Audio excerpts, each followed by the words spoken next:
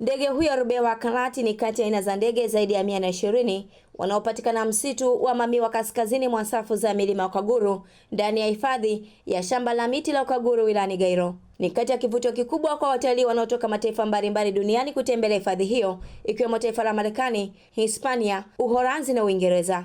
Kwa mujibu wa mhifadhi wa shamba la miti Ukaguru Mohamed Kiangi, bado hajafanikiwa kupata sifa bainifu za ndege huyu kwa kina, hali ambayo imeleta msukumo kwao kuwaalika watafiti kufika hifadhini hapo kwa ajili ya utafiti. Kwa sababu anaonekana katika maeneo haya hajawa na ile taarifa zote kwamba dume ni yupi na jike ni yupi. Kwa hiyo ukimwangalia huwezi ukajua kwamba dume ni yupi na jike ni yupi. Kwa hiyo tulikuwa tunahamasisha taasisi za utafiti ziweze kufika katika maeneo haya, tuweze kufanya utafiti ili tuweze kuibua mambo mengine ikiwemo pamoja na huyo ndege, lakini na kuangalia kwamba kwa nini baadhi ya species zinapatikana katika maeneo haya lakini hazipatikani katika maeneo mengine. Je, ni kwa namna gani watalii wanaofika hifadhini hapo wanafanikiwa kumwona ndege Rubewa Karati? Na hapa afisa utalii hifadhi ya shamba la miti Ukaguru, Luge Yusufu, anasimulia.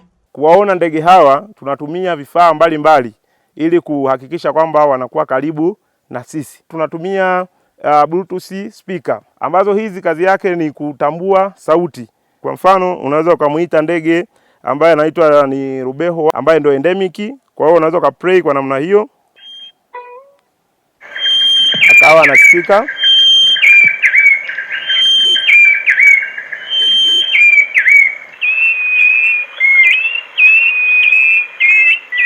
Kwa hiyo ni namna ambavyo ndege unamleta karibu. Kwa hiyo mgeni ana uwezo wa kumuona na kumtambua kwamba ana rangi zipi.